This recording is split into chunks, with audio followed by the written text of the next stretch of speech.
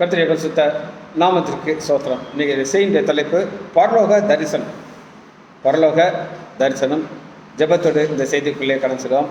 பரம எருசலேமே பரலோகம் விட்டிறங்குதே, அழகான மனவாட்டியாய் அழகாக ஜொலித்திடுதே.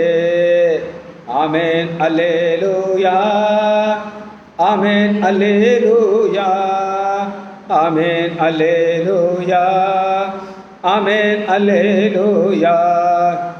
எருசலேமே கோலித்தன் குஞ்சிதனை ஏற்றணைக்கம் ஏக்கத்தின் குரல் கேட்டேன். தாய் பறவை துடித்திடும் பாசம் கண்டேன்.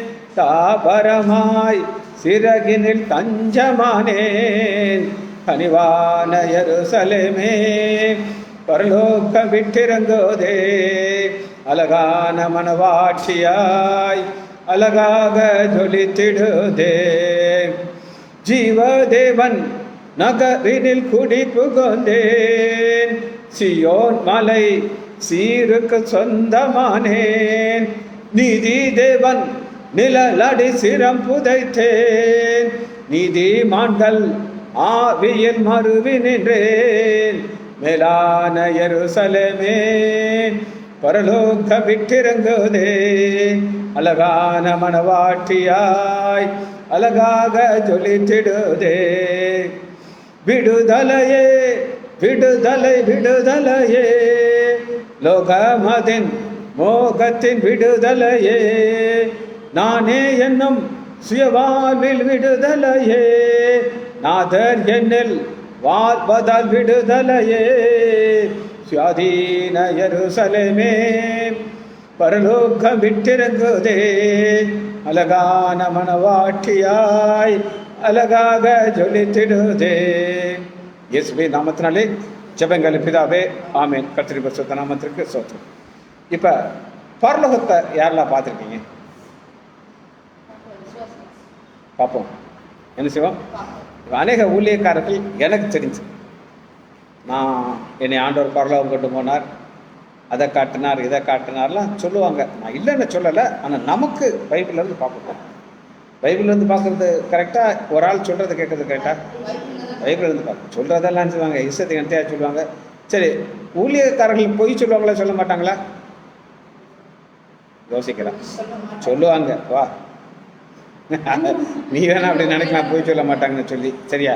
சரி, நீ சொன்னாங்க. நான் உனக்கு ஒன்று சொல்கிறேன். ஒரு ஊழியக்காரர் அவருடைய சாட்சி சொல்கிறார். எதை சொல்கிறாரு? ஆமாம், அவர் ஒரு பெரிய டிவி வச்சுருக்கார். அவர் என்ன செஞ்சாரா, இவருடைய கேசட் போடுறாருல டிவியில், அதை எடுத்துகிட்டு பரலோகம் போனாராம். அங்கே போய் பிதா உட்காந்துருக்காராம். அவர்கிட்ட போய் அந்த கேசட் கொடுத்தாராம். அதை இது நான் கேட்டிருக்கேன், கற்பனை கதைகள். இதை நான் அவர் சேர்த்து கேட்டிருக்கேன். அவர் சொல்கிறாரு, பிதா வாங்கினாராம். வாங்கிட்டு, எப்பா இது காணாது, நமக்கு ஹாலிவுட் ஹாலிவுட்னா என்ன தெரியுமா? அமெரிக்கா டிவி, அமெரிக்காவில் சினிமா எடுக்கிறாங்க பார்த்தியா, அதான் ஹாலிவுட். அந்த ஸ்டாண்டர்ட் இருக்கணும் அப்படின்னு யார் சொல்கிறா? பிதா சொல்கிறாரா. யார்கிட்ட? இவர்கிட்ட. என்னால் நம்ப மாட்டேன். சரியா? நீ அவர்கள் நம்புவேன், நான் நம்ப மாட்டேன். சரியா? இன்னைக்கு நம்ம பரலோகத்தை பார்க்க போகிறோம். இது என்ன கலர் சொல்லுங்கள்? Sandal colour. அப்படி தானே? ஏதாவது சந்தேகம் இருக்கா? உலகத்தில் இருக்கும்போது சாண்டல் கலர் தான், மாறாது. மேலே வெள்ளை கலரு. ஆனால் பரலோக கலரை போதா காட்டுறது. எசேக்கியேல் 1வது அதிகாரம் பக்கம் 958 4வது வசனத்தில் ஃபர்ஸ்ட் பரலோகத்துடைய கலரை பார்க்க போகிறோம். 1வது அதிகாரம் 4வது வசனம். எசேக்கியேல் 1:4. வடக்கே இருந்து, சரி, வடக்கே இருந்து அப்படின்னா என்ன சொன்னால் டைரக்ஷன். என்னது?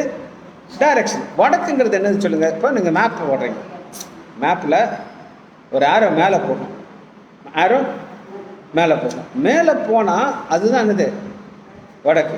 அப்போ பைபிளில் நம்ம மேலே போனான்னா அதுக்கு பேர் என்னது? வடக்கு. சரியா? வடக்கே இருந்து வருது. என்ன தொடர்ந்து வாசிமா? சரி, வடக்கே இருந்து. அந்த வடக்க பரலோகத்தை இன்னொரு வசனத்தை உங்களுக்கு காட்டுறேன். இதை கையில் வச்சுக்கோங்க. எதை வச்சுட்டிங்கன்னா எசேக்கியேல். இப்போ யோபு எடுத்துக்கோ. யோபு 37வது அதிகாரம் 21வது வசனம். யோபு 37:21. இப்பொழுதும் காற்று வீசி நீங்க பண்ணியிருக்கிற சமயத்தில் வடக்கே இருந்து பொன்மயமான காந்தி. வடக்கேனா மேல, அந்த வடக்கே பொன்மயமான காந்தி வருகிறது போல. அடுத்து சூரியனை முதல்க. அப்ப நம்மளால எதை பார்க்க இங்க என்ன பொன் மயமான காந்தி வருகிற போது அந்த பொன் மயமான காந்தியத்தான் இங்க நம்ம பார்க்கணும். எங்க பார்க்குறோம்? எசேக்கியேல் 1வது அதிகாரம் 4. இங்க அதே வடக்கு தான். அங்க நம்ம பார்த்த வடக்கு தான் இங்கே பார்க்குறோம். வாசிமா. புசல் காற்றும் பெரிய மேகம்,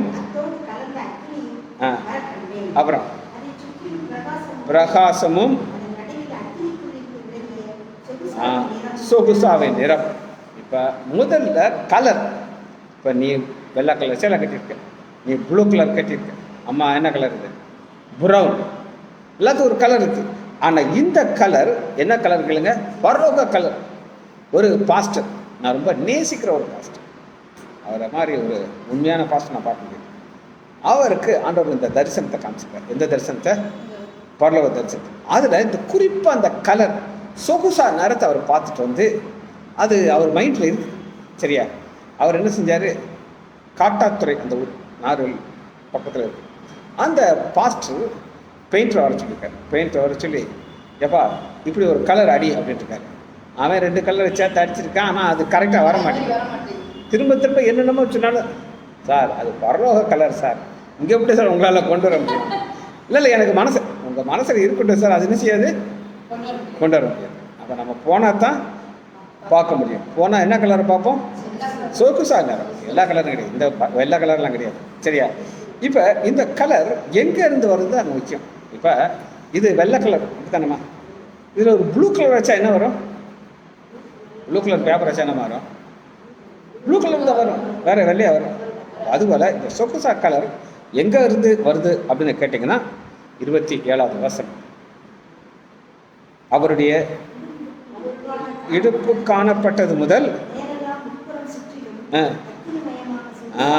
அப்ப இது ஆண்டவராகி இயேசு கிறிஸ்துடைய பாதி சரீரத்திலிருந்து வர்ற கலர் சுற்றி எங்கே வருது? சுகசம். இது எங்கே வருது? பரலோகம் முழுவதும். புரியுதா? இப்போ நீ டீ கடை பார்ப்பேன், ரோட்டில் வழியே போகிறோம், ஒரு கலர், ஒரு ஹோட்டலில் போட்டுருவான், ஒரு பச்சை கலரில் டியூப்லைட் வச்சுருப்பான். அப்போ அந்த பச்சை கலர்ந்து வரும்போது அதெல்லாம் என்ன வரும்? Green colour. இங்கே இயேசு கிறிஸ்துடைய சரீரத்திலிருந்து வருகிற கலர் சுகசன. அந்த கலர் எங்கே வருது? பரலோகத்துக்கு. சரி, இது இங்கே மாத்திரமல்ல, 8வது அதிகாரம் 2வது வசனம். எசேக்கியேல் 8:2.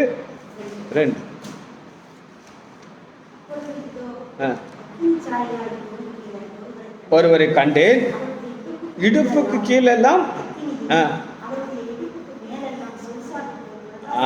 அது சொகுசாங்கிறது 50-50. இது என்ன அப்படின்னு நான் சொல்லுவேன்.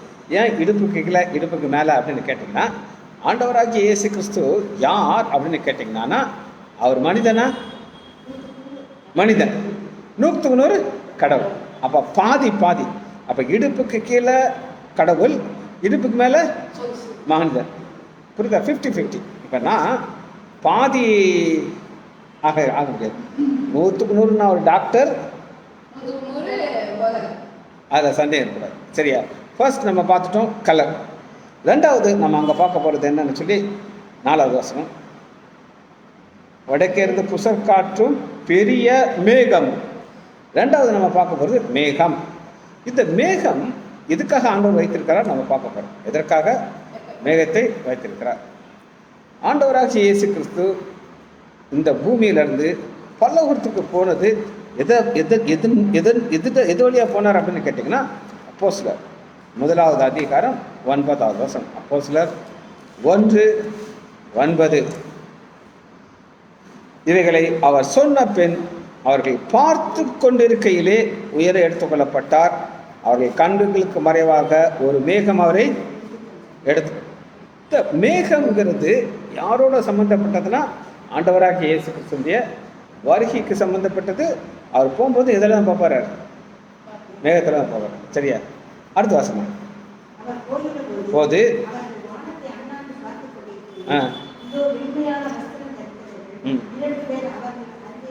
நின்று அப்போஸ்தலர் 1வது அதிகாரம் 11வது வசனம். 1:6 இயேசுவானவர் போனாரோ, அப்போ போகும்போது எதோட போனாரு? மேகத்தோட. போகும்போது எதோட போனாரு? வரும்போது எப்படி தான் வருவாரு? மேகத்தோடு தான் வருவார். வெளிப்படுத்துதல் 1வது அதிகாரம், வெளிப்படுத்துதல் 1:7. வெளிப்படுத்துதல் 1:7. இதோ மேகங்களுடனே வருகிறார். அப்ப நம்ம பரலோகத்தில் ஒன்றை பார்க்க போகிறோம். அது என்ன பார்க்குறோம்? முதல் சொகுசாக நேரம் காமிச்சு, ரெண்டாவது மேகம்.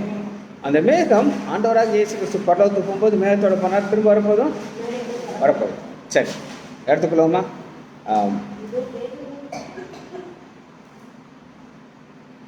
மார்க்கு 13:26. மார்க்கு 13:26. 25 நான் வாசிக்கிறேன். வானத்தின் சத்துவங்கள், வானத்தின் நட்சத்திரங்கள் விழும். இருக்கா? விழுமா? சத்துவங்கள் அசைக்கப்படும். அப்பொழுது மனுஷன் ஆனா எது மட்டும் அசையாது சொல்லுங்க? நட்சத்திரம் விழும், சத்துவம்னா அங்கே சூரியன், சந்திரன் எல்லாமே அசையப்படும். ஆனா ஒண்ணு மட்டும் அசையாது. அது என்னது? ஏன் அது அசையாது? ஏன்னா அங்கே ஏசு இருக்காரா? அதனால அது மட்டும் என்ன செய்யாது? அசையாது. அப்ப பரலோகத்தில் வர்ற காரியத்தில் மேகங்கிறது ஒரு முக்கியமான ஒரு கான்செப்ட். இப்போ 2 காரியத்தை காமிச்சிட்டோம். ஒன்று சொகுசா நேரம், 2வது மேகம். அதை பெரிய மேகம் நம்ம பார்க்குறோம். சரி, 3வது நம்ம என்ன பார்க்க போகிறோம்னா 4 ஜீவன்கள். 4 ஜீவன்கள். எசேக்கியேல் 1வது அதிகாரம் 5வது வசனம்.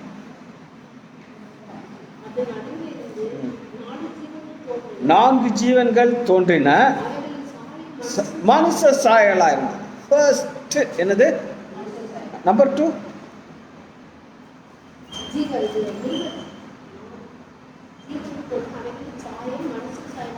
6. ஒவ்வொன்றுக்கும் முகங்கள் இருந்தன. சரி, இது என்ன அப்படின்னு நீங்க கேட்டீங்கன்னா 10வது வசனத்தில் பாருங்க. அவருடைய முகங்கள் சாயலாவது மனுஷ முகம். ஏமா அந்த 4ம் எதை குறிக்குதுன்னா 4 சுவிசேஷங்களை குறிக்குது. மத்தேயு, மார்க்கு, லூக்கா, யோவான்.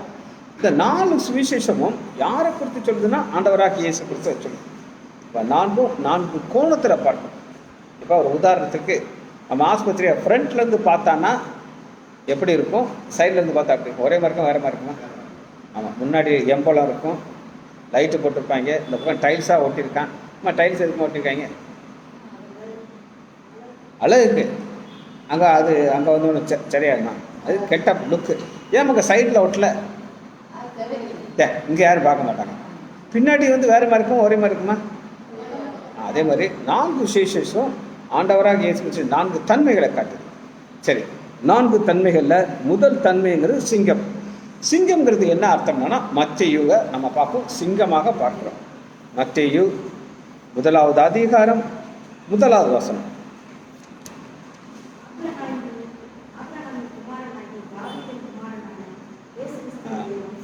ஆபிரகாமின் குமாரனாகிய தாவீதின் குமாரனாகிய, இங்க 2 பேரை பார்க்கும். ஆபிரகாம் ஏன் ஆபிரகாமை குறித்து சொல்லியிருக்குன்னா அவர்தான் விசுவாசத்தின் தகப்பன். 2வது தாவீது. தாவீதை எப்படி நம்ம பார்க்கிறோம் அப்படின்னு கேட்டீங்கன்னா 6வது வசனம். ராஜாவை பெற்றான். இல்லைங்களா? தாவீதை எப்படி பார்க்கிறோம்? ராஜா. அப்ப தாவீதின் குமாரனாகிய இயேசு கிறிஸ்து ராஜா. மத்தேயு அவர் எப்படி பார்க்கிறோம்? ராஜாவை பார்க்கிறோம். மாத்திரமல்ல, மத்தேயுல 2வது அதிகாரம் 11வது வசனம் வாசிங்க. 2:11. ராஜாக்கு என்ன கொண்டாடுறாங்க பாருங்க. அவர்கள் அந்த வீட்டுக்குள் பிரவேசித்து பிள்ளைகளையும் அவன் தாயாகிய மரியாதையும் கண்டு விழுந்து பணிந்து கொண்டு பொன் பொன். அப்ப தாவீதுங்கிற ஒரு ராஜாவாகிய வம்சத்தில் வர இயேசு கிறிஸ்து பிறக்கும்போது என்ன பண்ணுறாங்க? பொன். ஏமா இப்போ ஒரு பெரிய கோடீஸ்வரன் ஒரு வீட்டில் குழந்தைய பார்க்க வர்றாரு. அவர் 10 ரூபாய்க்கு மிட்டாய் வாங்கிட்டு வருவார், ஒரு செயினாவது போடுவார். ஏன்னா இவ்வளோ பெரிய ஆள் வந்திருக்காரு, என்ன பண்ணணும்? ஆமாம், பக்கத்து வீட்டுக்கிற பாட்டி என்ன கொடுக்கும்? ஒரு 10 ரூபா கொடுக்கும். அதுக்கு மேலே அது பாட்டிக்கு சத்துருக்காது. அப்போ இங்கே ஆண்டவராக இயேசு கிறிஸ்து ராஜாவை பார்க்க வரும்போது என்ன கொண்டு வராங்க? பொன். ரைட், சரியா? பரலோகத்துடைய மெட்டலு பொன். இங்கே உட்காந்து அம்மா கிட்ட பாருங்க. பரலோகத்துடைய தர என்னது? பொன். வாசிப்போமா? வெளிப்படுத்துதல் 21வது அதிகாரம் 18. வெளிப்படுத்துதல் 21:18. பளிங்குக்கு ஒப்பான சுத்தமான பொன்னை போல் இருந்தது. வாங்க ஸ்டார்ட். அதே மாதிரி வெளிப்படுத்துதல் 21 21 21. சாலி இங்க வந்து ஒவ்வொரு வாசலும் ஒவ்வொரு பொன்னாய் இருந்தது. நகரத்தின் மீதி தெளிவுள்ள பளிங்கு போல பொன்னாய். நல்லா கேட்டுக்கோங்க. ஆண்டவராக இயேசு கிறிஸ்துவை பார்க்க வரும்போது என்ன கொண்டாடுறாங்க? பொன். காரணம் இது பரலோகத்தினுடைய ஒரு மெட்டல், பரலோகத்தினுடைய ஒரு மெட்டல். அப்போ 4 ஜீவன்களில் முதல் ஜீவன் யாரு? சிங்கம். இந்த சிங்கங்கிறது ஆண்டவராக இயேசு கிறிஸ்துவை பார்க்குறோம், ஒரு ராஜாவாக பார்க்குறோம். ரெண்டாவது காளை, அது மார்க்கு சொல்கிறது. மார்க்கில் ஆண்டவராக இயேசு கிறிஸ்துவை நம்ம எப்படி பார்க்குறோம் அப்படின்னு கேட்டிங்கன்னா, மார்க்கு 1வது அதிகாரம், மார்க்கு 15:39. இல்லை 10:45. மார்க்கு 10:45. மனுஷகுமாரன் வராமல் ஊழியம் செய்ய. ஏமா ஊழியம் செய்யறதுனா என்ன அப்படின்னு நான் உங்களுக்கு சொல்கிறேன், சரியா? இப்போ நம்ம வீட்டுக்கு வெள்ளை அடிக்கிறதுக்கு ஒரு ஆளை கூப்பிடுறோம், சரியா? அவர்கிட்ட என்ன சொல்லுவோம்? உனக்கு என்னையா சம்பளம், என்னென்ன அடிக்கணும் சொல்லிட்டு என்ன செய்வோம்? போயிடுவோம். அவர்கிட்ட போய் நீ என்ன ஜாதின்னு கேட்போம்? உனக்கு கல்யாணம் ஆயிடுச்சா, சொத்து இருக்கா, ஒன்றும் கேட்க மாட்டோம். ஆனால் உங்கள் பொண்ணு அங்கே கொடுக்க போகிறீங்கன்னு வச்சுக்கோங்க, என்ன கேட்பீங்க? நீ என்ன ஆளு கேட்பாங்களா இல்லையா? உனக்கு சொத்து இருக்கா, உன் கூட பிறந்தவங்க எத்தனை, அத்தனையும் கேட்போம். ஆனால் இங்கே ஆண்டவராகிய இயேசு கிறிஸ்து ஊழியம் செய்யுங்கள். ஊழியம் கொள்ளுறதுன்னா வேலை வாங்குறது, ஊழியம் செய்ய. அப்போ வேலை செய்ய வந்த ஆண்டவராகிய இயேசு கிறிஸ்துவுக்கு மார்க் 1 அதிகாரத்தை நீங்கள் பார்த்தீங்கன்னா அங்கே வம்ச வரலாறு அட்டவணை இருக்காது.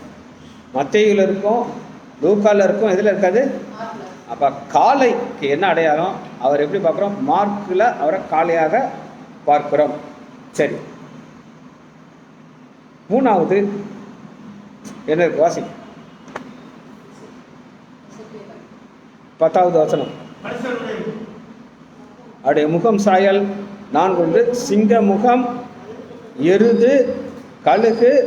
முகம் எதுக்குன்னா மனுஷ சாயல் லூக்காவாக பார்க்குறோம். லூக்காவில் அவர் எப்படி பார்க்கணும்? ஒரு மனிதனாக பார்க்குறோம், ஹியூமன் பீயிங்.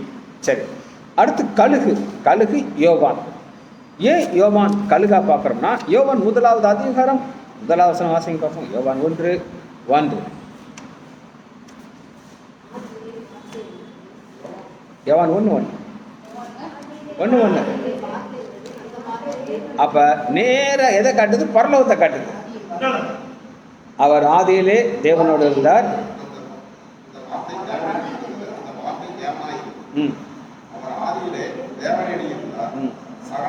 இதெல்லாம் எங்க? பரலோகத்தை. எப்ப பூமிக்கு வருது அப்படின்னு கேட்டீங்கன்னா 6வது வசனம் பாருங்க. இப்ப எங்க வந்துச்சு? கீழே பூமிக்கு வந்து. அப்ப யோவான பார்க்கும்போது பரலோகத்தில் காணும். கழுகு எங்க இருக்கும்? உன்னதத்தில். மோஸ்ட் குருவி கீழே பறக்கும். எங்கிட்ட போயிட்டு அது மேலே பறக்க தெரியாது, சரியா? அப்போ 4 ஜீவனை பார்க்குறோம். 4 ஜீவனுக்குள்ள விளக்கத்தை நான் உங்களுக்கு சொல்லிட்டேன். சரி, அடுத்து 4வது பாயிண்ட் நம்ம பார்க்க போகிறோம். 16 வசனம். சக்கரத்துக்குள் சக்கரம் வாசிமா. 16. சக்கரங்களின் ரூபமும் படிகை பச்சை வர்ணமாக இருந்தது. ஒரே விதமான சாயல் இருந்தது. சரி, சக்கரத்துக்குள் சக்கரம். ஒரு சக்கரத்துக்குள்ள என்ன இருக்கு? இன்னொரு சக்கரம். ஆனால் ஒரே ரூபம், ஒரே மாதிரி. இது என்ன அப்படின்னு நம்ம பார்க்க போறோம். சரியா? சக்கரத்துக்குள் சக்கரம் அப்படின்னா என்ன அர்த்தம் அப்படின்னு கேட்டிங்கன்னா, நாம் எப்படி இருக்க போகிறோம்ங்கிறத பார்க்கணும். நாம் எப்படி இருக்க போகிறோம். இசை புலம்பல். புலம்பலுங்க எரேமியா காடுத்து இருக்குமா? எரேமியா காடுத்து புலம்பல் 4:7. 4:7. எசேக்கியேலுக்கு முந்தினதாம்மா புலம்பல்.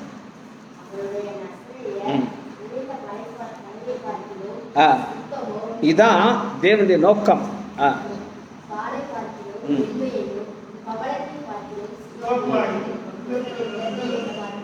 இப்படி இருக்க வேண்டியது என்னதான் ஆயிடுச்சு? அர்த்த வசனம் பாருங்க. இப்பொழுதோ கருத்து போயிற்று. அப்ப ஒரிஜினல் ஆண்டவர் சக்கரத்துக்குள்ள சக்கரத்துக்கு வைக்கிறதுக்கு இதான் உண்டு பண்ணார். என்ன இங்க பார்க்க ஒவ்வொன்றும் ஆண்டவராக இயேசு கிறிஸ்து குறிக்கிறது. இதுதான் அவருடைய நோக்கம். ஆனால் அந்த நோக்கம் எப்படி மாறிடுச்சு அப்படின்னு கேட்டிங்கன்னா, 4வது அதிகாரம் 1 வசனம். பொன் வங்கி ஐயோ தங்கத்துக்கு ஒப்பான விலையேறப்பட்ட சியோன் குமாரர். சரி, இப்போ ஆண்டவர் வந்த நோக்கம் என்னன்னா இதை சரி பண்ணுறது. இப்போமா ஆஸ்பத்திரியில் வரும்போது நம்மகிட்ட சும்மா இருக்க வருவானா? இன்னைக்கு ஒருத்தன் வந்தான். எப்படி வந்தான்னா, அவனுக்கு பொண்டாட்டி மேலே கோவம். என்னது? கையை இப்படி வெட்டினா இதில் எல்லா நாளுக்கும் கட்டாயிடுச்சு. டாக்டர் சொல்கிறாரு, சார் கத்தி சூப்பரான கத்தி சார். என்ன சொல்கிறாரு? கத்தி. இப்போ நான் வந்து அவனை அப்படியே அனுப்பணுமா, சரி பண்ணி அனுப்பணுமா? புரியுதா? உட்காந்து தையல் போட்டு எல்லாத்தையும் சரி பண்ணி ரிப்பேரிங் வேலை. இப்போ நாங்களால் இதைத்தான் ரிப்பேர் பண்ண முடியும். ஆனால் தங்கத்துக்கு ஒப்பானது என்னதான் மாறிடுச்சு? கரியாக மாறிடுச்சு. அந்த கரியை ஆண்டவர் எப்படி மாற்றுறாரு? தங்கத்துக்கு ஒப்பாக மாற்றுகிறார். மாற்றுவதற்கு அவர் எங்கே இருந்து வந்தார்? இப்போ நான் ஒரு சக்கரத்தை காட்ட போகிறேன். ஒரு சக்கரம் வாசிப்போமா? யோவான் 16:28. யோவான் 16:28.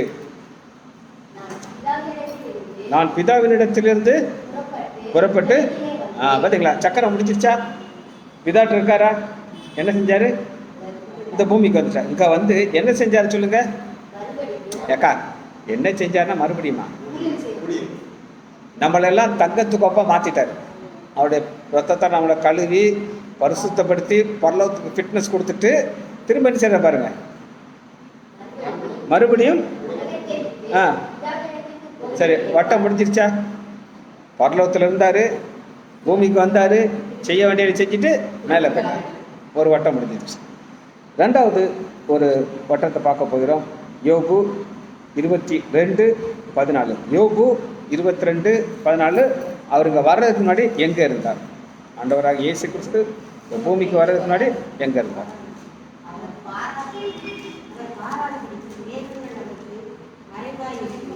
யோபு 22:14. பாராதபடிக்கு இருந்தது. பரமண்டலி சக்கரத்திலே அவர் உலாகிறார். எங்க வருவார்? அந்த சக்கரத்தில் உலாகிறாரு.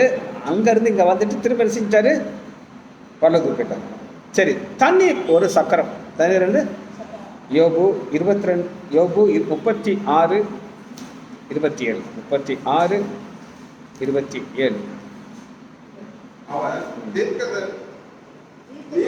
நீர்த்துளிகளை ஏற பண்ணுகிறார். அப்ப இந்த நீர்த்துளிகள் அணு இங்க எங்க இருந்து போகுது? இங்க இருந்து எங்க போகுது? மேல போகுது. இப்ப நான் உங்களுக்கு ஒன்று சொல்றேன். இப்ப ஈர துணி இருக்கு. ஈர துணியை ஒரு டப்பால போட்டு மூடி வச்சா என்ன ஆகும்? நாரும். ஆனா அதே துணியை இங்க காயப்படுங்க, ரெண்டுக்கு என்ன வித்தியாசம்? ஒரே ஈர துணி தான், ஒரே டப்பால போட்டு வைக்கிற நாடும். இங்க வச்சா எப்படி ஆகுது? இல்ல ஸ்டார்ட் காத்து அது மேல அடிக்கும். அடிக்கும்போது அந்த காற்று என்ன செய்யுது, இதில் இருக்க ஈரத்தை என்ன செய்யுது, வெளியில் கொண்டு போகுது. டப்பாக்குள்ளே மூடிட்டா என்ன வராது, காற்று வராது. அப்போ ஏர் மூலமாக அதை என்ன செய்யுது, அந்த அணுவெல்லாம் வெளியில் வந்துடும். ஏன்னா வந்து எங்கே வருது, பள்ளத்துக்கு வருது. அங்கேருந்து என்ன செய்யுது, திரும்ப என்ன செய்யுது, பூமிக்கு. அது ஒரு வட்டம். நம்ம ஒரு வட்டம். நம்ம என்னது, ஒரு சக்கரம். ஆதியாகமம் 3வது அதிகாரம் 19வது வசனம். நம்ம எப்படி ஒரு சக்கரம், மண்ணிலிருந்து எடுக்கப்படுகிறோம். இந்த பூமியில் நம்மளை கொஞ்ச நாள் வச்சுருக்கா, திரும்ப எங்கே போகிறோம்,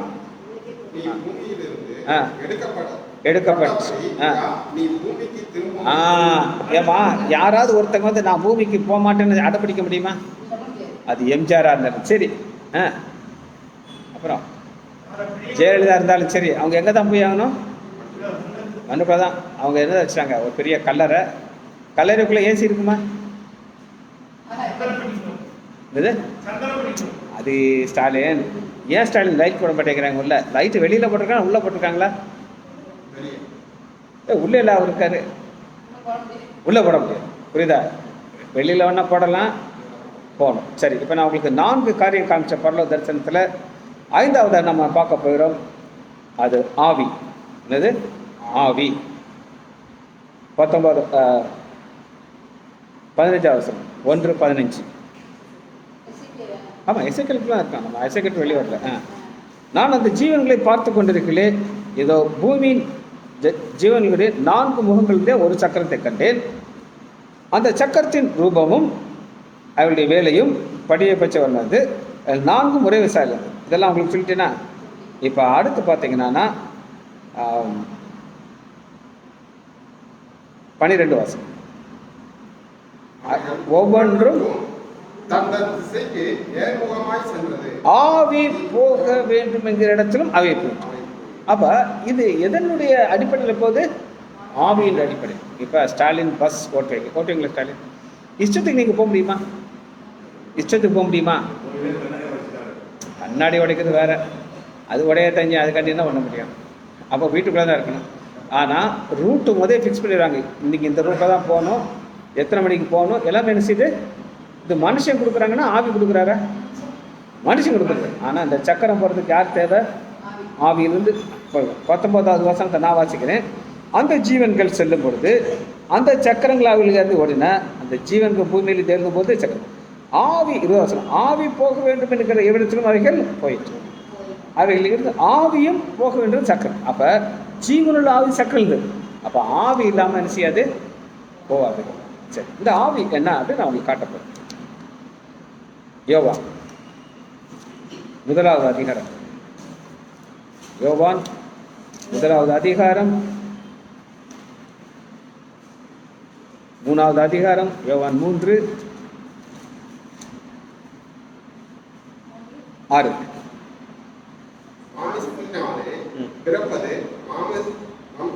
மாமிசம் என்ன அர்த்தம் அப்படின்னு கேட்டேன். நான் பிறக்கும்போது எதில் பிறந்தேன்? மாமிசம். ஆசாபாசங்கள், உலக பிரகாரமான காரியங்கள், பல காரியங்களை அனுபவிக்கணும், ஜாலியாக இருக்கணும், இதுதான் மாமிசம் சொல்லும். ஆனால் மறுபடியும் பிறந்த உடனே ஆவியானவர் டேக் ஓவர் பண்ணிக்கிறார். டேக் ஓவர் பண்ணி என்ன செய்கிறார் அப்படின்னு கேட்டிங்கன்னா 8வது வசனம். காற்றானது தனக்கு இஷ்டமான இடத்துல வீசுகிறது. வீசுதா?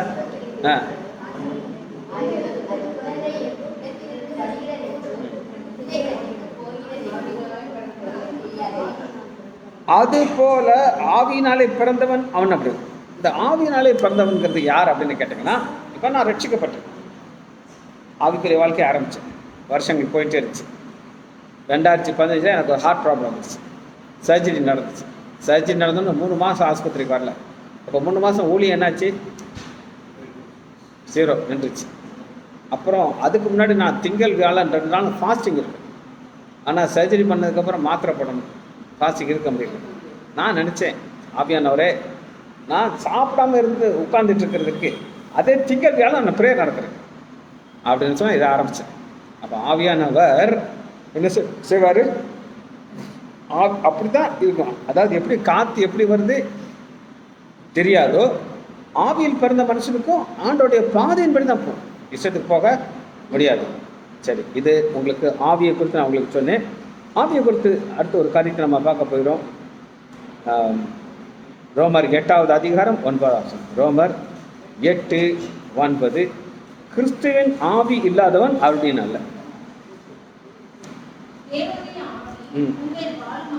வானால்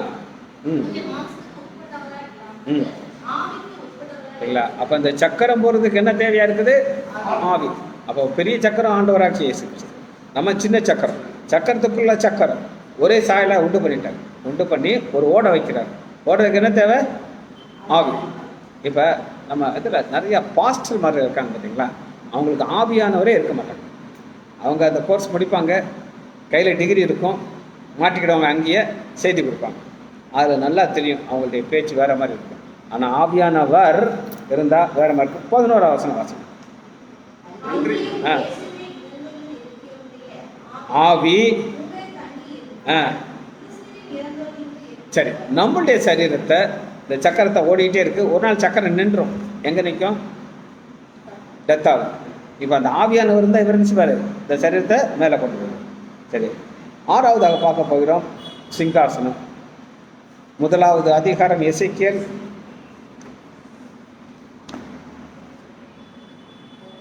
26வது வசனம். 1:26.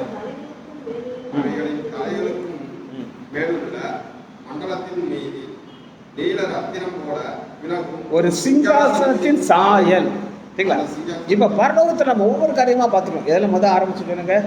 சொகுசா கலர், அப்புறம் சக்கரத்துக்குள்ள சக்கரம், ஆவி. இதெல்லாம் எதுக்காகனா இந்த சிங்காசனத்தை பார்க்கணும். இன்னைக்கு உலக மக்கள் எதற்காக இந்த பூமியில் வாழ்றாங்கன்னு கேட்டால் என்ன சொல்லுவாங்க?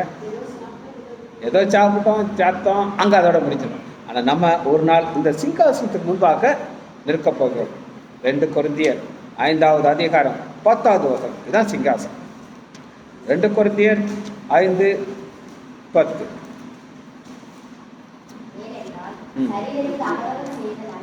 நன்மைக்காவது தீமைக்காவது தக்க பலனை அடையும்படிக்கு நாம் எல்லாரும் யாரு? அது யாரா இருந்தா இது கிறிஸ்தவ ஆண்டவருடைய பிள்ளைக மாற்றம். நாம்ங்கிறது பவுல் அவரையும் யாரையும் சேர்க்கிறாரு? நம்மையும். ஏமா அந்த ஓபியில் உட்காந்துருக்கும் போது சொல்லுவாங்க, இது யாருன்னு சொன்ன சார், இது நம்ம ஒய்ஃப் சார். யாரே இது நம்ம ஒய்ஃப் ஆக முடியாதியா? ஒன்றும் ஒய்ஃபாக இருக்கணும், இல்லை ஏன் ஒய்ஃபாக இருக்கணும்? எப்படி ஆக முடியாது? நம்ம ஆக முடியாது. இங்கே அப்படி இங்கே பொதுவாக போய் செய்ய முடியாது. அவனவன் தன் தன் செய்த நன்மைக்காவது தீமைக்காது. வாசிப்போம். தங்க பலன் என்ன அர்த்தம்? ரிவார்ட். நமக்கு பாவத்தினால் அவர்கள் தண்டனை கிடையாது. ஏன் கிடையாது? யார் சொல்ல போறா? ரோமர் 8:1. அதான் ஆன்சர். கிறிஸ்து இயேசுவுக்கு உட்பட்டவர்களாக இருந்து மாமிசத்துப்படி நடவாமல் ஆக்கினி திருப்பி கிடையாது. அப்போ நமக்கு என்ன கிடையாது?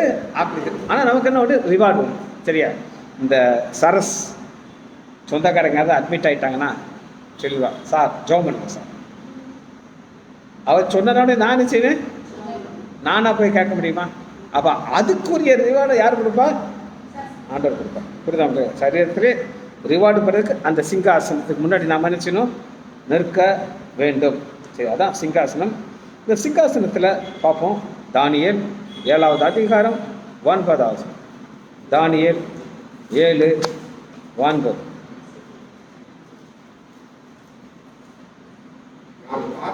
நான் பார்த்து கொண்டிருக்கையிலே நீண்ட ஆயுசுள்ளவர். சரி, அவரை நம்ம பார்க்க போகிறோம். வெளிப்படுத்துதல் 4வது அதிகாரம் 1வது. 4வது அதிகாரம் 3வது. வெளிப்படுத்துதல் 4:3. அதே சிங்காசனம் சேம். வச்சிரக்கல்லும் அந்த சிங்காசனத்திலும் வானவில் ஒரு வானவில். இந்த வானவில் எதை குறிக்குதுன்னு யார் சொல்ல போறா? கிருபை. ஆண்டவர் சொல்றாரு, உலகத்தெல்லாம் அழிச்சிட்டாரு, அழிச்சிட்டு நான் வானவில்லை வில்ல வைக்கிறேன். இதை நினச்சி இது எனக்கு ஒரு ஞாபகப்படுத்தும். ஆனால் அது எவ்வளோ நாளைக்கு இருக்கும் அப்படின்னு கேட்டிங்கன்னா, வெளிப்படுத்துதல் 20வது அதிகாரம் 11வது. வெளிப்படுத்துதல் 20. இது வந்து வெள்ளை சிங்கம். இதில் என்ன போயிடுச்சு? வானவில் போயிடுச்சு. வானவில் போயிடுச்சு என்ன அர்த்தம்? கிருபை போயிடுச்சு. இங்கே ஜட்ஜ்மெண்ட். ரைட். சரி, கடைசியாக ஒன்றை பார்த்து நம்ம முடிக்க போகிறோம். 1வது அதிகாரம் 26வது. இவர் தான் ஹீரோ. ஆமாம், எசேக்கியேல் 1:26. ஒரு சிங்காசன சாயலும் அந்த சிங்காசனத்தின் சாயலும் மனுஷகுமாரனுக்கு ஒத்த ஒரு சாயம். கடைசியாக பரலோகத்தில் போனால் நம்ம இவரை பார்த்து தான் ஆகணும். யாரை பார்க்கணும்? மனுஷகுமாரனுக்கு சாயல். சரியா? இப்போ ஒரு குழந்தை பிறந்த உடனே என்ன சொல்லுவாங்க தெரியுமா? அப்பா சாயல், அம்மா சாயல். இப்போ நம்ம நிஷலுடைய பாப்பாவை யார் பார்த்துருக்கா? சரியா? நான் அந்த பிள்ளையை தூக்கி வச்சு ஒரு ஃபோட்டோ எடுத்தேன். எடுத்ததுன்னா அது என் மகன் என்ன செஞ்சுருக்கா, அவங்க சீனா தானா குரூப்பில் போட்டிருக்கா. அங்கே ஒரு பாப்பா பார்த்துட்டு சொல்லுது, டீனா உங்கள் அப்பா கருப்பாக இருக்காரு. அந்த பிள்ளையை தூக்கி வச்சா யாரா கருப்பாக இருக்கா? நான் கருப்பாக இருக்கேன்னு சொல்லி அது சொல்கிறான். அப்போ அது என்ன கலரில் இருக்கணும்? புரியுதா? அந்த கலர் யார் கலரு? மதுக்கா கலர் யாருக்கு வந்துருச்சு? பேச்சு வந்துருச்சு. அது சந்தோஷமாக வருத்தமாக இருக்குமா? சந்தோஷமாக இருக்கும். இதே தான் என் பேரனுக்கும் நடந்துச்சு. 2வது பேரன் பயங்கர கலராக இருந்தான். என் மக சொல்கிறா, எப்பா உங்களை மாதிரியே இருக்கான்னு சொல்லி. எப்பா நீ வருத்தப்படணும். இது வருத்தப்படணும். எதனால் வருத்தப்படணும்? உங்கள் அப்பாவை பற்றி உனக்கு தெரியும். அப்பாவுடைய குணாதிசயம் யாருக்கு வரக்கூடாது? ஜேடனுக்கு வரக்கூடாது. அதனால் நீ ஜோம் பண்ணிகிட்டே இருந்தால் தான் உன் பிள்ளை தப்பிக்கும்னு சொன்னேன். அவள் அன்னையிலேருந்து தொட்டில் ஆட்டிக்கிட்டு இருக்கும்போது ஜோம் பண்ணிட்டே ஆட்டுவா. என்ன ஆட்டுவா? என்ன வரக்கூடாது? சாயல் வந்துருச்சா? சாயலை மாற்ற முடியாது. குணம் வரக்கூடாது. என்ன வரக்கூடாது? புரியுதா? ஆனால் இங்கே மனுஷகுமாரனை நம்ம எப்படி பார்க்க போகிறோம் அப்படின்னு கேட்டிங்கன்னா, வெளிப்படுத்துதல்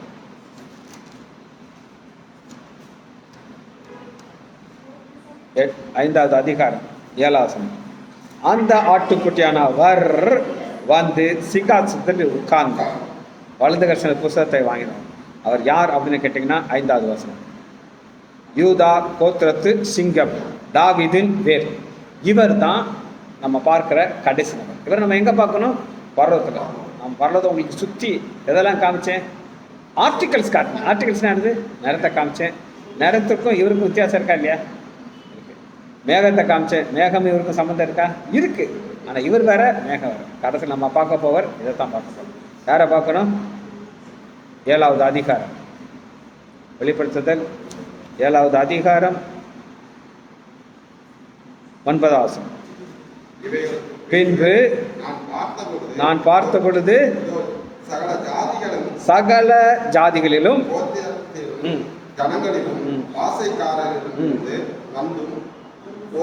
ஒருவரும் என்ன கூடதுமான. இது யாரு? நம்ம தான். நம்ம எங்கே போகிறோம்? பரலோகத்துக்கு போகிறோம். போய் என்ன செய்ய போகிறோம் அப்படின்னா, கையிலே குருத்தொலை பிடித்து கொண்டு சிங்காசனத்துக்கு முன்பாக, எங்கே எசேக்கியேல் பார்த்த சிங்காசனத்துக்கு முன்பாக ஆட்டுக்குட்டியானவர் நிற்க கண்டேன். சரியா? இதுதான் நம்ம பார்க்க போல ஆண்டவராக இயேசு. ஜெபம் பண்ணி முடிப்போமா? மகா இரக்கமும் கருணையுமுள்ள பிதாவே, உம்மை துதிக்கிறோம் ஐயா. பரலோக தரிசனத்தை நாங்கள் பார்த்தோம் ஐயா. அதற்காக நன்றி ராஜா. பிள்ளைகள் ஒவ்வொருவருக்கும் ஒரு உற்சாகத்தை தாங்கப்பா. இந்த ஓட்டத்திலே நாங்கள் வலதுபுறம் இடதுபுறம் சாயாதபடி எங்கள் விசுவாசத்தை துவக்கிறவர், எங்கள் விசுவாசத்தை முடிக்கிறமாக எங்கள் ஆண்டவராகி இயேசு கிறிஸ்துவை நோக்கி எங்களுக்கு நியமிக்கப்பட்ட ஓட்டத்திலே ஓடக்கிறவர் தாங்கப்பா. ஓடி இந்த பரலோக தரிசனத்தை நாங்கள் பார்க்க வேண்டும் ஐயா. அந்த சிங்காசனத்தில் மேற்கில் இருக்கிற ஆட்டுக்குட்டியானே நாங்கள் தரிசிக்க வேண்டுமாப்பா. இந்த கிருபை எங்கள் ஒவ்வொருவருக்கும் நீ தர வேண்டுமாப்பா. இயேசுவின் நாமத்தினால் ஜெபங்கள் பிதாவே, ஆமென்.